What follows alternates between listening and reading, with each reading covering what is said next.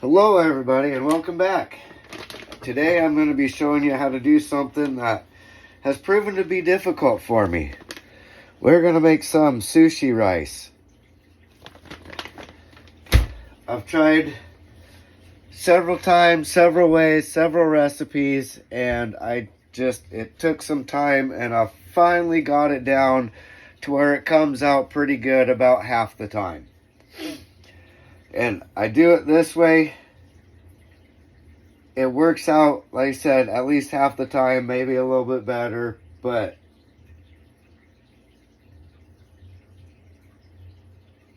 if I try to double it or anything like that, it don't turn out. So first you want to make sure you have a small, or this is a medium grain rice, but this is actually pretty small for a medium grain rice. They make stuff that actually says sushi rice on it. I've used it. This brand actually works and tastes better than it does. But we're going to start out with rinsing the rice. Cold water. You'll notice when you start out,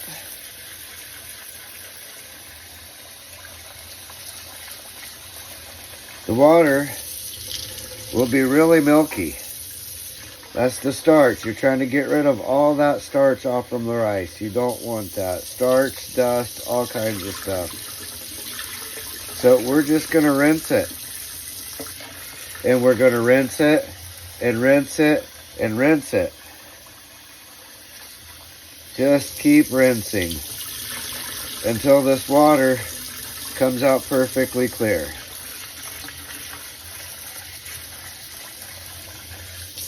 So I'm just going to keep on rinsing.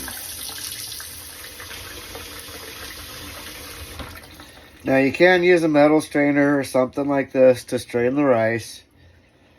I don't like to because the rice gets hung up in here and it just is kind of a pain. It's actually easier for me to just add water to it and just swirl it around with my hand and strain it off. Plus, if you do use one of these and you put it on video like I am, and Uncle Roger happens to see it, he'll give you a hard time for it.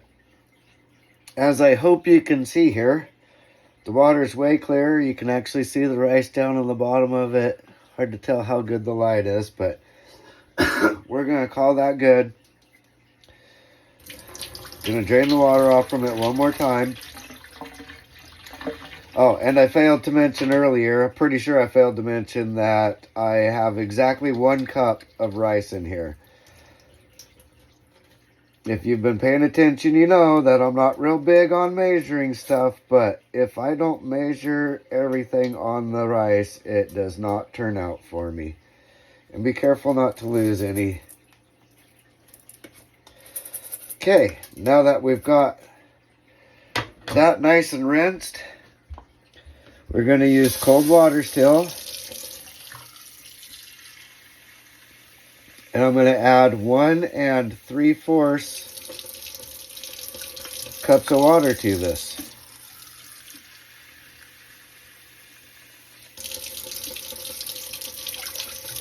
There we go. Now, in a rice cooker or in a pan, whichever, you can use either one, but I happen to have a rice cooker here, so I'm going to be using that.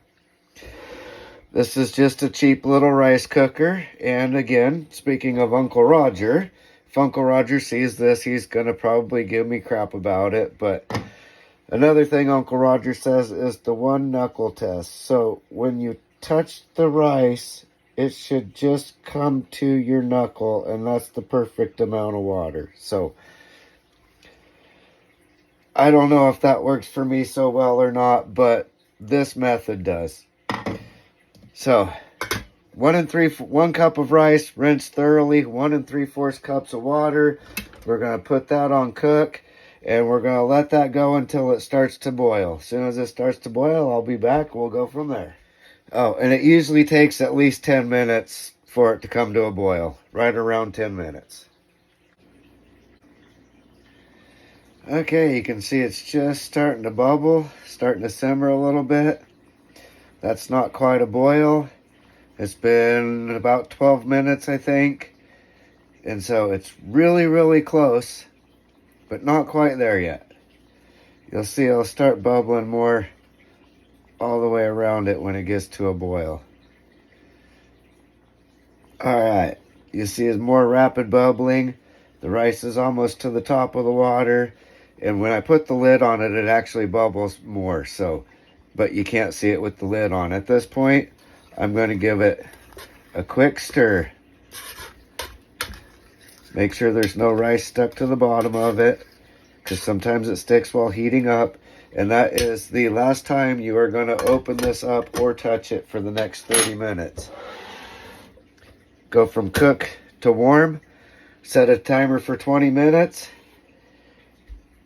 After your 20-minute timer goes off, you will take this out, set it on the counter. Don't open it, don't touch it. Let it set for 10 more minutes. 20-minute timer just went off. I'm going to unplug this because that's the only way to turn the power off. And this is going to be really hot, so be careful. And we're going to take that off, and we're going to set a timer for 10 more minutes.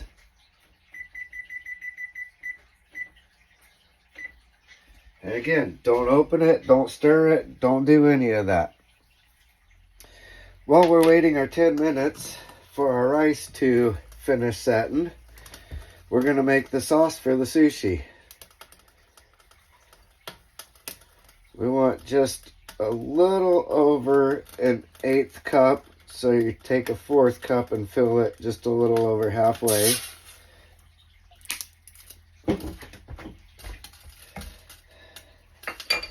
And we're going to add 2 tablespoons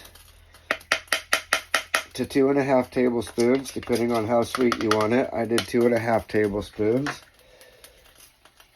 And then we're going to add just a pinch of salt. We're going to mix that up, bringing it to a simmer and dissolving that sugar into it. Starting out on high heat. As soon as it starts to simmer, I'll drop it down a little bit. And we just want to dissolve all that sugar in there and let it simmer down and thicken up. This is important because this is the part that seasons your sushi rice and helps it stick together. Also, while on the subject of sushi rice, a common misconception is that sushi is raw fish. Sushi is not raw fish. Sashimi is raw fish. Sushi is called sushi because you use sushi rice. It does not have to have raw fish in it. And in fact, the sushi that I'm going to be making tonight with this rice is not going to have raw fish in it. So, I just wanted to put that out there and let you guys know you can eat sushi without eating raw fish. You cannot eat sashimi without eating raw fish. See how that's starting to thicken up, turn into almost a glaze? It's just about there. Sugar's almost all completely dissolved. So I'm just going to give that a minute, not stir it. Let it bubble up, evaporate a little bit. Turn the burner off. See how it's starting to turn into a syrupy consistency? That's what we want. We're going to stop right there and we're going to let that cool before we add it to our rice and let our rice finish. Also, by the way, this is the mirin that I used. Our 10-minute timer has went off. We're going to remove the lid. Be careful, this might still be hot. We're going to ever so gingerly fluff this with the fork. And there shouldn't be any water left down in the bottom there.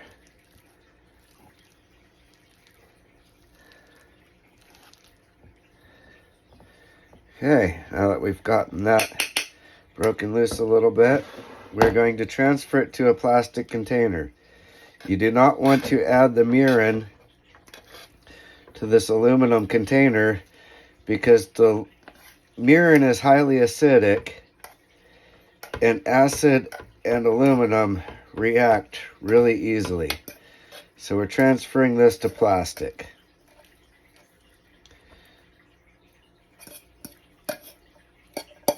This so far is looking like some really good rice. And you're being ginger because you really don't want to break these grains of rice up. You want to try and keep them as whole as possible. So you want to try and be gentle with it in order to do that. Now we're just going to kind of flatten it out.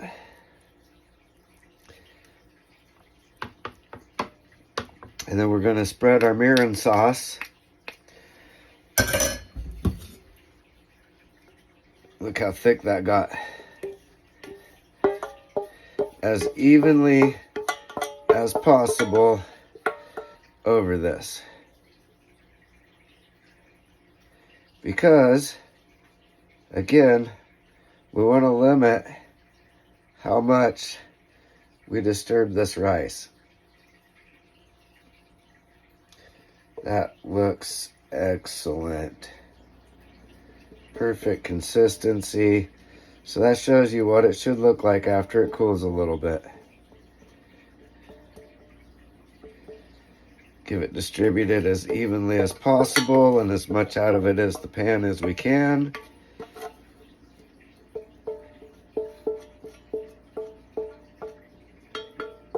I think that's about all we're going to get.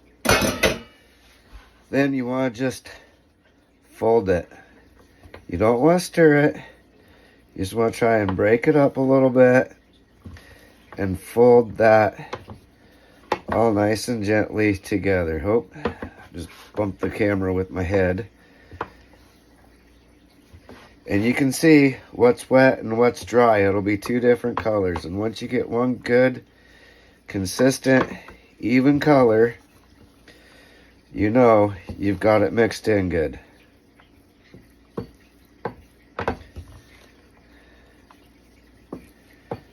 Nice, gentle folding action.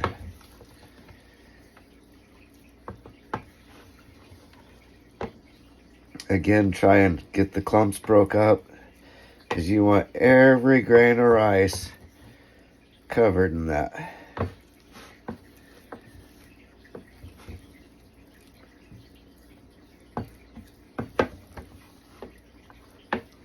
I'm going to finish this up. But there you go, guys.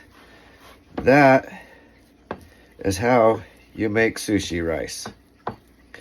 You can make sushi with this. You can make a poke bowl with it. There's all kinds of things you can do with this. But tonight, I'm going to be making some sushi rolls with it. But there you go. That's my how-to on how to make sushi rice. Oh, yeah. Perfect. Soft. Nice and sweet. Perfectly seasoned. There we go. I gotta mix it a little bit better, but that's pretty much done. I am going to be making sushi, but I'm going to be doing this in several videos. Or separate videos, excuse me. So, right there, there's step one. The sushi rice. Oh, also, use a container with the lid. Because we want to keep this warm and we don't want it to dry out.